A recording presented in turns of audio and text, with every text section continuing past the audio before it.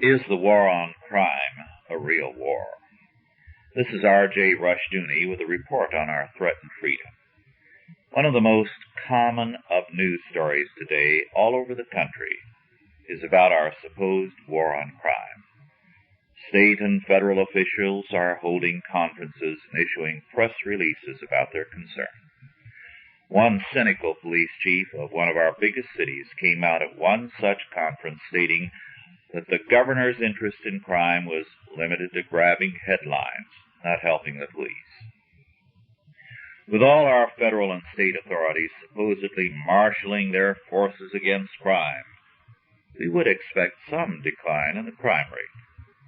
Instead, crime is the biggest growth industry in America today, perhaps second only to the federal government, and the same is true all over the world.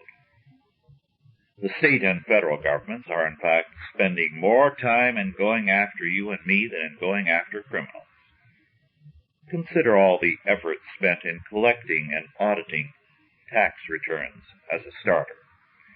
Even more, state and federal agencies are often spending more time and effort going after churches, Christian school teachers, and Sunday school teachers than after criminals.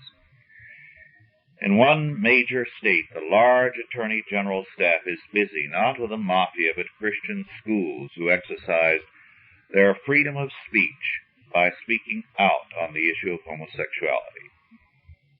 This made them supposedly political and hence not deserving of tax exemption.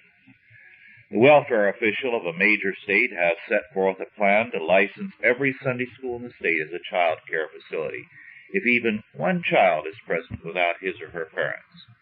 Furthermore, all 50 states are now developing child control programs, not for delinquent children, but for all children. Is there a war against crime? Or is there a war against us who are law-abiding and God-fearing citizens? More time, money, and energy is spent in people control than in crime control. The mafia is putting money into the bank.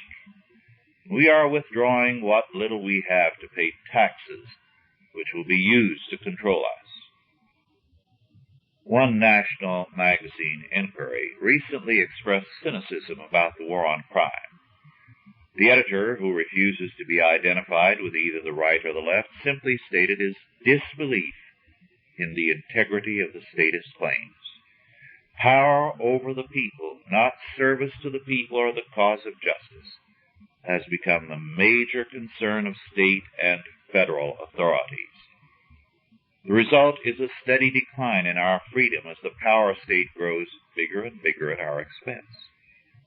The modern power state all over the world is rapidly becoming public enemy number one. The United States, the Soviet Union, Red China, France, Britain, Italy, Germany, and other states everywhere may sometimes be at war with each other. More and more, however, it seems as though they are always at war against their own peoples. Modern man needs freedom from the power state. This has been R.J. Rushdoony with a report on our